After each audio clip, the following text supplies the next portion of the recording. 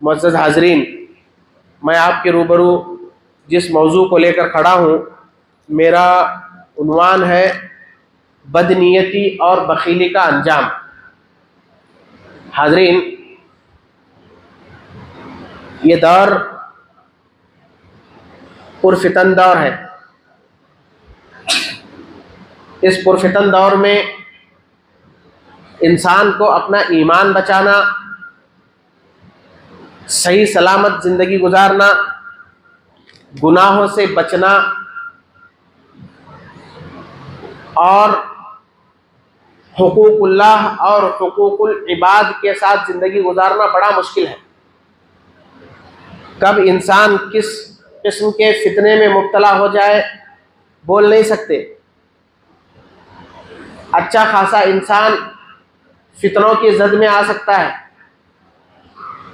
آدمی یہ نہیں کہہ سکتا کہ وہ گناہوں کے دلدل میں پھنس نہ جائے۔ شہوات، لذات، دھوکہ، بدنیتی، بخیلی، کنجوسی، ظلم، زیادتی، چوری، ڈکیٹی، دھوکہ دہی، اس کا یہ دورہ ہے۔ اچھے سے اچھا انسان دھوکہ کھا سکتا ہے۔ اس پرفتن دور میں، اس پرخطر دور میں اپنے ایمان کو بچانا، اپنے ایمان کی سلامتی، اپنے ایمان کو تجدید دینا ایک مومن کے لیے نہایت ہی ضروری ہے۔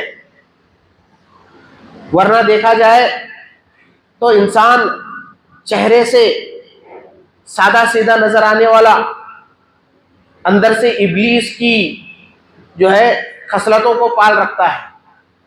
دنیا کے اندر ایسے کئی انسان ہیں جو اوپر سے نظر کچھ آتے ہیں، اندر سے کچھ اور ہوتے ہیں۔ یہ فتنوں کا دور ہے۔ فتنہ ایسے ہی امڑ کر آتا ہے۔ تو میرے بھائیوں، عرض کرنا یہ چاہتا ہوں کہ اس پرفتن دور میں اپنے ایمان کی سلامتی ہر مومن کے لیے ضروری ہے۔ اللہ کے نبی صلی اللہ علیہ وسلم کا واضح فرمان ہے، لا یلدغ المؤمن بجحر مرتین، مومن آدمی ایک بل سے دو بار دھسا نہیں جاتا۔ مطلب یہ ہے کہ مومن آدمی ایک مرتبہ دھوکہ کھا لیتا ہے، دوبارہ دھوکہ نہیں کھاتا۔ لہذا ہمیں اپنے آپ کو عقل مند اور سمجھدار بنانے کی ضرورت ہے۔ اگر انسان اپنے آپ کو شرعی کسوٹی پر لا کر کھڑا کر دیتا ہے، اپنے آپ کو کتاب اللہ، سنت رسول اللہ صلی اللہ علیہ وسلم کی تعلیمات پر لا کر کھڑا کر دیتا ہے، تو یقین جانیے ایسا مومن کبھی اس دنیا کے فتنوں سے کبھی دھوکہ نہیں کھا سکتا، فتنوں کا شکار نہیں ہو سکتا۔ تو میرے بھائیوں، یہ فتنے ابھی ہی سے نہیں بلکہ اللہ تبارک و تعالیٰ نے قرآن مجید میں ان فتنوں کا ذکر حضرت آدم علیہ السلام کی اولاد، پہلی اولاد سے اللہ تبارک و تعالیٰ نے بتایا۔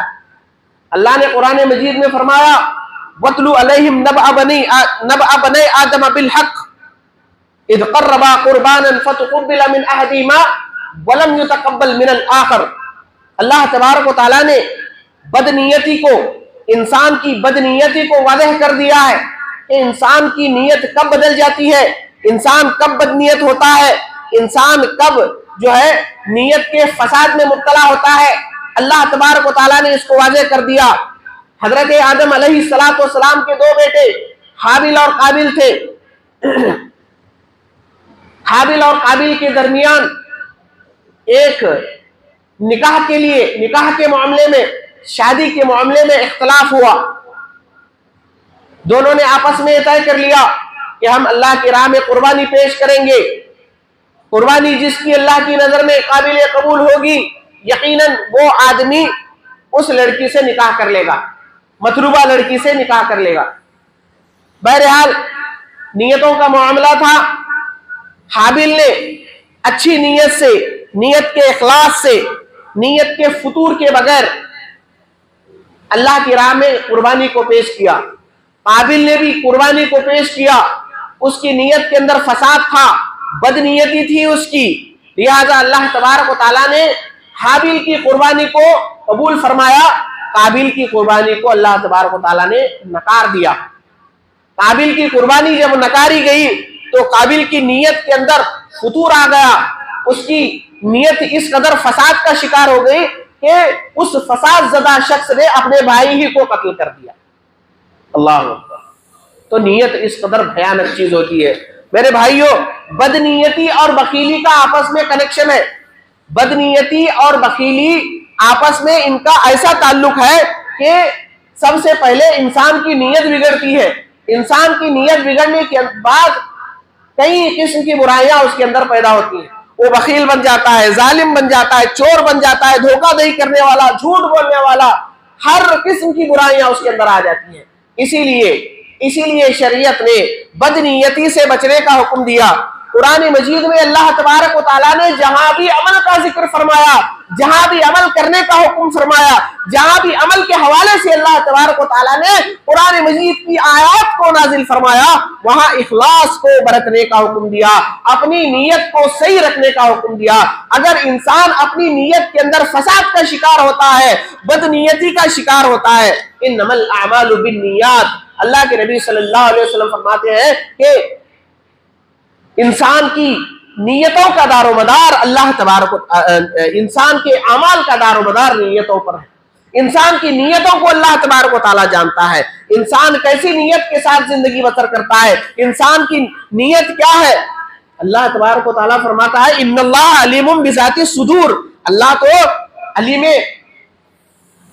بذات صدور ہے۔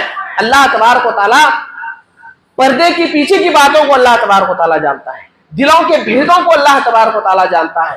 تو انسان کے دل کے اندر کیا نیت ہے اللہ تبارک و تعالیٰ بخوبی جانتا ہے۔ اس لیے اگر انسان اپنے کسی بھی عمل میں، اپنے زندگی کے ہر شعبے میں کسی بھی عمل میں اپنی نیت کو خالص رکھتا ہے تو ایسا انسان کامیاب ہے۔ اگر انسان اپنی نیت کو خالص نہیں رکھتا، اپنی نیت کے اندر فتور رکھتا ہے، تو ایسے فتور والا انسان دنیا میں بھی دھوکہ کھا جاتا ہے، دنیا کی برائیوں میں، دنیا کے فتنوں میں اس قدر مبتلا ہوتا ہے کہ ان فتنوں کے دلدل سے وہ کبھی باہر آ نہیں سکتا۔ تو حاضرین، قرآن مجید میں جیسا کہ میں پچھلے جمعہ سے پیوستہ جمعہ میں نے واقعہ یہ بتایا تھا، قرآن مجید میں باغ والوں کا اللہ نے ذکر کیا ہے۔ ایک بڑا نیک آدمی تھا، اس کا باغ تھا، کھیت کھلیان تھا، وہ اپنی فصل کے آنے کے بعد سب سے پہلے غریبوں، یتیموں، مسکینوں کے حق کو ادا کیا کرتا تھا، لیکن بیٹوں کی نیتوں کے اندر فتور آ گیا، نیت بدل گئی۔ باپ کے انتقال کے بعد بیٹوں کی جب نیت بدل گئی تو انہوں نے یہ ٹھان لیا کہ ہمارا باپ بیوقوف تھا، اس نے غریبوں، فقیروں، بھکاریوں کو دینا شروع کر دیا تھا، اس کی وجہ سے ہم کنگال رہتے، کلاش رہتے، آج کے بعد ہم کسی بھکاری کو نہیں دیں گے۔ اب وہ اپنی کھیت اور کھلیان کو نکل گئے، فصل نکالنے کے لیے کھیت کو پہنچے تو اللہ تبارک و تعالیٰ نے ان کی کھیت کو ملیا میٹ کر دیا، ان کے باغ کو اللہ نے تہس نہس کر دیا، ان کی بدنیت کی وجہ سے اللہ تبارک و تعالیٰ نے ان کے باغ کو جلا کر راکھ کر دیا اللہ تبارک و تعالیٰ نے۔ تو میرے بھائیوں، بتانے کا مقصد یہ ہے کہ انسان اگر بدنیتی کا شکار ہوتا ہے تو بدنیتی کے کئی نقصانات ہیں۔ بدنیتی کے نقصانات میں سے سب سے پہلا نقصان ہے آدمی بخیل اور کنجوس ہوتا ہے۔ انسان کی نیت صحیح نہیں رہتی تو انسان بخیل اور کنجوس ہوتا ہے، اور یہ بخیلی اور کنجوسی اتنا بھیانک جرم ہے کہ اسی کنجوسی اور بخیلی نے پچھلی قوموں کو ہلاک و برباد کر دیا۔ مسلم شریف کی روایت ہے، اللہ کے نبی صلی اللہ علیہ وسلم فرماتے ہیں اتقوا الشح، کنجوسی سے بچو، بخیلی سے بچو، کیوں؟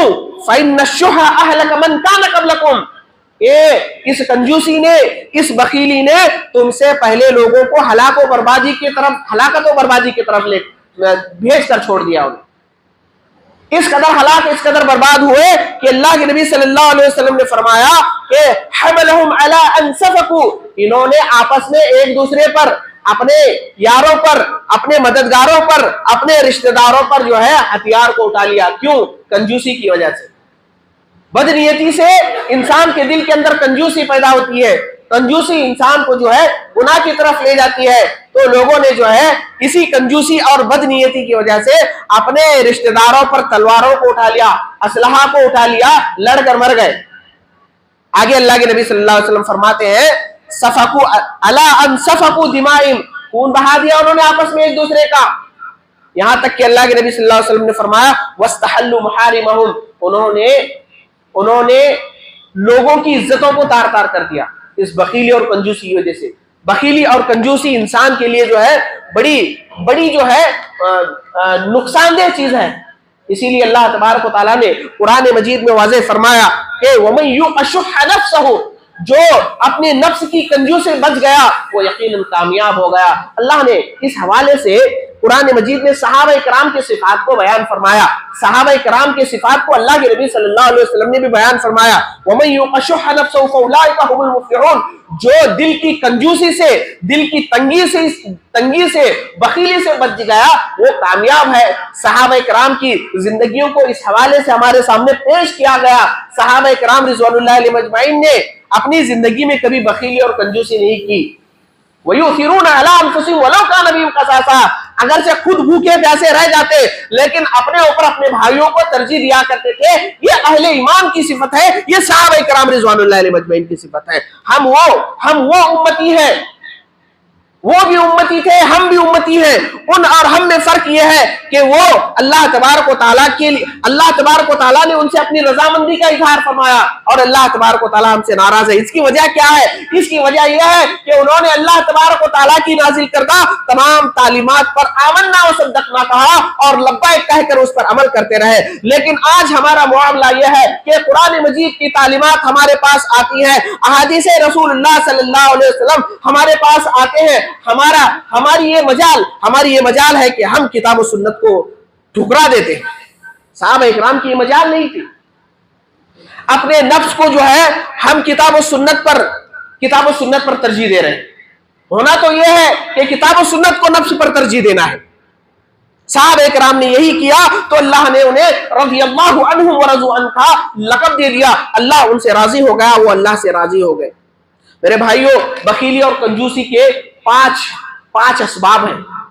بخیلی اور کنجوسی کے 5 اسباب ہیں۔ ان میں سے پہلا سبب، بخیلی کا پہلا سبب یہ ہے کہ آدمی تنگ دستی سے ڈر کر بخیل ہوتا ہے کہ بھائی میں خرچ کروں گا تو میں تنگ دست ہو جاؤں گا، میں غریب ہو جاؤں گا، فقیر ہو جاؤں گا، اس لیے خرچ نہیں کرتا۔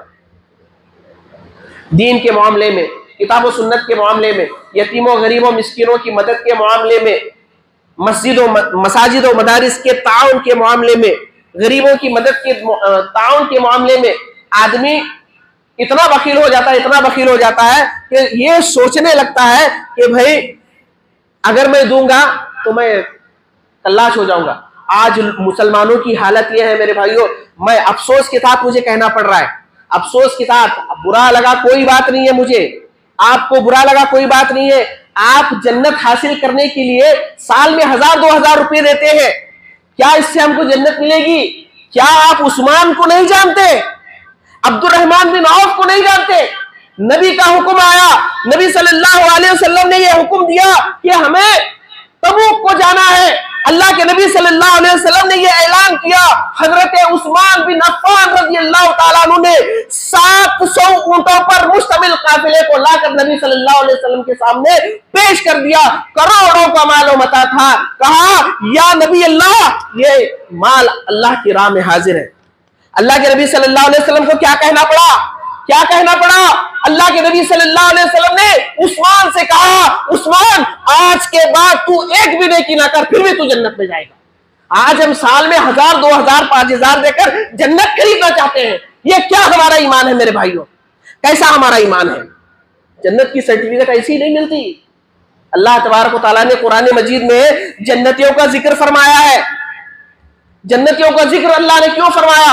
کیسے فرمایا؟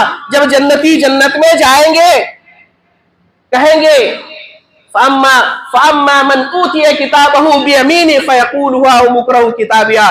جنتی جنت میں داخل ہونے کے بعد تمام لوگوں کو اپنی جنت کی سرٹیفکیٹ دکھاتا ہوا کہے گا دیکھو دنیا میں اللہ نے مجھے مال خرچ کرنے کا حکم دیا سو میں نے خرچ کیا، دنیا میں مجھے نماز پڑھنے کا اللہ نے حکم دیا سو میں نے پڑھ لیا، دنیا میں یتیموں مسکینوں کی مدد کرنے کا اللہ کا حکم تھا میں نے کیا، اس کی وجہ سے آج اللہ نے مجھے جنت کا پروانہ دیا ہے۔ کیا ہے میرے بھائیوں، ہماری زندگی کیا ہے یہ؟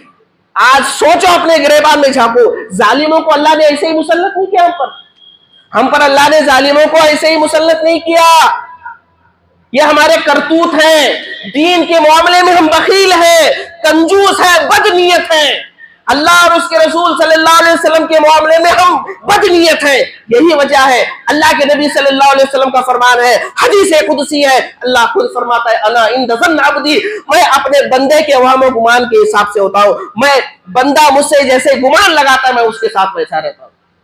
دین کا معاملہ آتا ہے تو خرچ کرنے میں بہت کنجوسی کرتے ہیں، بہت کنجوسی کرتے ہیں، بھئی یہ کام ہے وہ کام ہے، اس کو دینا ہے اس کو دینا، بہت باتیں بہت بہانے آتے ہیں۔ جب اپنے خواہشات پر خرچ کرنے کا معاملہ آتا ہے، رات گئے دیر گئے شراب خانوں میں، جوئے خانوں میں، ادھر ادھر، دیکھو نماز پڑھنے والے تو شراب نہیں پیتے لیکن دوسرے گناہ کے راستے بہت ہیں، دوسرے گناہ کے راستوں میں اپنے پیسے کو بے دریغ لٹاتے ہیں۔ اس معاملے میں اس وقت ہمیں کنجوسی، تنگ دستی اس وقت ہمیں یاد نہیں آتی، دین کا معاملہ آتا ہے تو ہمیں تنگ دستی یاد آتی ہے۔ تو یہ بخیلے کے اسباب ہیں، بخیلے کے اسباب میں سے پہلا سبب ہے کہ انسان تنگ دستی کا خوف کرتا ہے۔ دوسرا سبب مال سے محبت، کیا یہ مال ہم کو لے کر جانا ہے؟ پچھلے جمعہ آپ نے سنا نہیں، قارون کا خزانہ کتنا بڑا تھا، کیا قارون اپنا خزانہ لے کر گیا؟ نہیں گیا۔ آپ کو بھی اپنا خزانہ لے کر نہیں جانا ہے، چھوڑ کر جانا ہے، چھوڑ کر جانا ہے۔ اللہ کے نبی صلی اللہ علیہ وسلم فرماتے ہیں، بندہ کہتا ہے مالی مالی، میرا مال میرا مال، کیا تیرا مال؟ اللہ تعالیٰ فرماتا ہے کیا ہے تیرا مال؟ جو تو نے کھایا، جو تو نے صدقہ و خیرات کیا، جو اپنی آخرت کے لیے صدقہ و خیرات کیا، وہی تیرا مال ہے۔ ارے وہ تو مال، اس مال کے لیے، اس مال کی محبت میں آج ہم اپنی آخرت کو برباد کر رہے ہیں، جس کو چھوڑ جانے کے بعد آپ کی اولاد لڑ کر مرتی ہے، وارثین لڑ کر مرتے ہیں۔ افسوس ہے ایسے مال پر۔ اللہ کی راہ میں خرچ کرو، اللہ کی راہ میں خرچ کرو، اللہ والوں پر خرچ کرو، یقیناً اللہ تبارک و تعالیٰ آپ کی دنیا اور آخرت کو بدل دے گا، اور یہ جو ظالموں کا تسلط ہے اس تسلط کو بھی اللہ تبارک و تعالیٰ ختم کر دے گا۔ بیٹھے بیٹھے دہائی دینے سے کچھ نہیں چلتا، بیٹھے بیٹھے دہائی دینے سے کچھ نہیں چلتا، اپنے آپ کو بدلنے کی ضرورت ہے۔ اللہ تبارک و تعالیٰ فرماتا ہے ان اللہ لا یغیر ما بقوم حتی یغیر ما بانفسہم، اللہ تبارک و تعالیٰ کسی بھی قوم کو اس وقت تک نہیں بدلتا جب تک کہ اپنے آپ کو بدلنے کی کوشش نہ کرے۔ تو میرے بھائیوں، انسان مال سے محبت کرتا ہے، یہ بخیلی اور کنجوسی کا اسباب میں سے۔ تیسرا سبب نفسانی خواہشات، ابھی میں نے بتایا اپنے نفس کی خواہشات پر جتنا خرچ کرنا کر لیں گے، سگریٹ پینے کے لیے خرچ کریں گے، تمباکو گٹکا کھانے کے لیے خرچ کریں گے۔ آج تو بعض لوگوں کا شوق دیکھیے، مہنگے سے مہنگا گٹکا کھانا، مہنگے سے مہنگا ماوا کھانا، مہنگے سے مہنگی چیز کھانا فیشن ہے۔ اس کے بدلے 1 روپیہ اللہ کے راہ میں خرچ کرو، اللہ تبارک و تعالیٰ جو ہے آپ کو اس کے بدلے جنت میں آپ کے صدقے کو پال کر جنت میں آپ کے لیے ایک بڑا گھر اللہ تبارک و تعالیٰ بنائے گا۔ اللہ کے نبی صلی اللہ علیہ وسلم فرماتے ہیں کہ جو کوئی شخص اللہ کا گھر بناتا ہے دنیا میں، یا چڑیا کے گھونسلے کے برابر اللہ تبارک و تعالیٰ کے گھر بناتا ہے، یا اتنی رقم دیتا ہے تو اللہ تبارک و تعالیٰ جنت میں اس کو گھر بنا کر دیتا ہے۔ لیکن ہم نفسانی خواہشات پر اتنی تمام چیزوں کو لٹاتے ہیں، پرواہ نہیں کرتے، لیکن دین کے معاملے میں ہم کو بہت پرواہ کی ہے، تنگ دستی کی پرواہ، بھوک مری کی پرواہ، بہت چیزوں کی پرواہ ہمیں آتی ہے۔ میرے بھائیوں اپنے گریبان میں جھانکو، بات اگر بری لگے کوئی پرواہ نہیں میرے بھائیوں، اپنے گریبان میں جھانکو اور اپنے آپ کو بدلو۔ اگر نہیں بدلیں گے تو اللہ تبارک و تعالیٰ ہمیں بدل دے گا، ہمارے اوپر ظالموں کو مسلط کر دے گا۔ اسی طریقے سے میرے بھائیوں ایک چوتھا سبب یہ بھی ہے بخیلی اور کنجوسی کا، کہ آدمی اپنے اور اپنے اہل و عیال کے مستقبل کے بارے میں بہت فکر مند ہوتا ہے، فکر مند ہو کر حلال اور حرام میں تمیز نہیں کرتا۔ حلال طریقے سے بھی کماتا ہے، حرام طریقے سے بھی کماتا ہے، دھوکہ دے کر، بدنیتی کے ذریعے، جیسے چاہے ویسے کما کر جو ہے اپنی دنیا بنانے کی کوشش کرتا ہے۔ کیا یہ دنیا ساتھ آنے والی ہے؟ ساتھ آنے والی نہیں ہے، ختم ہونے والی ہے۔ کل من علیہا فان وَيَبْقَى وَجْهُ رَبِّكَ ذُو الْجَلَالِ وَالْإِكْرَامِ، یہ دنیا ختم ہونے والی ہے، یہ دنیا فنا ہونے والی ہے میرے بھائیوں۔ فانی دنیا کے پیچھے پڑھ کر کیا کرو گے؟ باقی دنیا کے پیچھے پڑھو، باقی دنیا کے پیچھے لوگو، وہی کامیابی ہے۔ اسی طریقے سے پانچویں چیز، آخرت کی فکر آخرت سے غفلت۔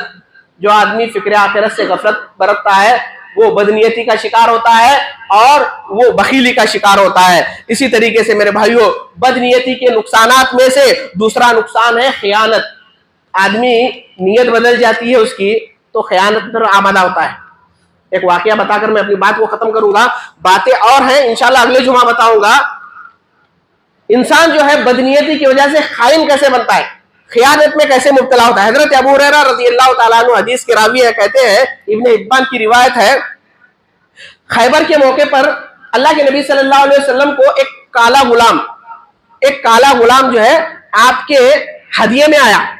آپ کو ہدیے میں ایک کالا غلام دیا گیا۔ اللہ کے نبی صلی اللہ علیہ وسلم اور صحابہ کرام نکلے، ایک وادی کے درمیان سے جا رہے تھے۔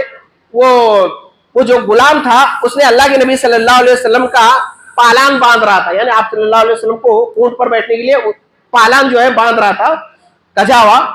تو جیسے ہی باندھنے کے لیے کجاوا اٹھایا تو پیچھے سے کسی دشمن نے جو ہے اس پر تیر سے حملہ کیا۔ تیر سے اس پر حملہ ہوا تو وہیں پر ڈھیر ہوا۔ باقی جتنے بھی صحابہ اکرام تھے، صحابہ اکرام رضوان اللہ علیہ مجمعین نے کہا کہ اس کے لیے جنت مبارک ہو، جنتی آدمی ہے، شہید ہو گیا۔ اللہ کے نبی صلی اللہ علیہ وسلم نے فرمایا کہ لا واللہ، ہرگز نہیں، اللہ کی قسم یہ جہنمی ہے۔ اللہ کے نبی صلی اللہ علیہ وسلم نے کیا کہا؟ یہ جنتی نہیں ہو سکتا، یہ جہنمی ہے۔ صحابہ کرام دنگ رہ گئے، پریشان ہوئے، کہا اللہ کے نبی صلی اللہ علیہ وسلم، یہ بے جگری سے لڑنے والا، آپ کی اتباع کرنے والا، آپ کے ساتھ رہنے والا، یہ جہنمی کیسے ہو سکتا ہے؟ اللہ کے نبی صلی اللہ علیہ وسلم نے فرمایا کہ اس نے مال غنیمت کے تقسیم ہونے سے پہلے ایک چادر کو جو ہے خیانتاً اپنے پاس رکھ لیا تھا، ایک چادر کو خیانت کرتے ہوئے اپنے پاس رکھ لیا تھا۔ اب وہ چادر جو ہے اس کی جہنم کی آگ کو بھڑکا رہی ہے، وہ چادر اس کی جہنم کی آگ کو بھڑکا رہی ہے۔ یہ جو جنگوں کا اصول ہے، جب جنگ جیتی جاتی ہے تو جیتنے والی فوج جو ہے مال غنیمت کو سمیٹ لیتی ہے، جمع کرتی ہے۔ مال غنیمت کو یعنی ہارنے والوں کا مال جب ان کے قبضے میں آتا ہے تو وہ مال غنیمت ہے۔ مال غنیمت جب جمع ہوتا ہے تو جب تک سپہ سالار کا حکم نہیں آتا اس وقت تک کوئی چیز اپنے پاس نہیں رکھ سکتا۔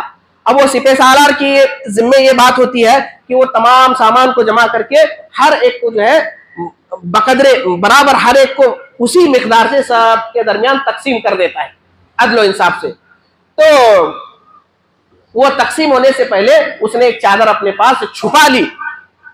اللہ کے نبی صلی اللہ علیہ وسلم کو اللہ نے وحی کے ذریعے بتایا تو اللہ کے نبی صلی اللہ علیہ وسلم نے کہا کہ یہ چادر اس کی جہنم کی آگ کو بھڑکا رہی ہے۔ درمیان میں سے جو ہے صحابہ اکرام میں ایک شخص تھا کھڑا ہوا ہے کہ اللہ کے نبی صلی اللہ علیہ وسلم میں نے بھی خیانت کی ہے، میرے پاس جوتے کے 2 تسمے، تسمے کس کو کہتے ہیں؟ جوتے کا تسمہ، وہ جوتا باندھنے کا جو دھاگا ہوتا ہے اس کی کیا قیمت ہے؟ اس کی کچھ بھی قیمت نہیں ہے۔ جوتا باندھنے کا جو دھاگا ہوتا ہے اس کی کوئی قیمت نہیں ہوتی۔ تو وہ جوتا باندھنے کے جو 2 تسمے لے کر اللہ کے نبی صلی اللہ علیہ وسلم کے پاس آیا، کہا کہ اللہ کے نبی صلی اللہ علیہ وسلم یہ اچھی لگی تھی، یہ ناڑیاں مجھے اچھی لگی تھی اس لیے میں نے اپنے پاس رکھا۔ اللہ کے نبی صلی اللہ علیہ وسلم نے کہا کہ خبردار اس کو ہمارے مال غنیمت میں نہیں لانا، قیامت کے دن لے کر آنا، قیامت کے دن اللہ تجھے دیکھے۔ تو یہ بدنیتی جو ہوتی ہے، انسان بدنیتی جو کرتا ہے امانت میں خیانت کا مرتکب ہوتا ہے، خائن بن جاتا ہے۔ اس لیے میرے بھائیوں اپنی نیت کو صاف رکھیے۔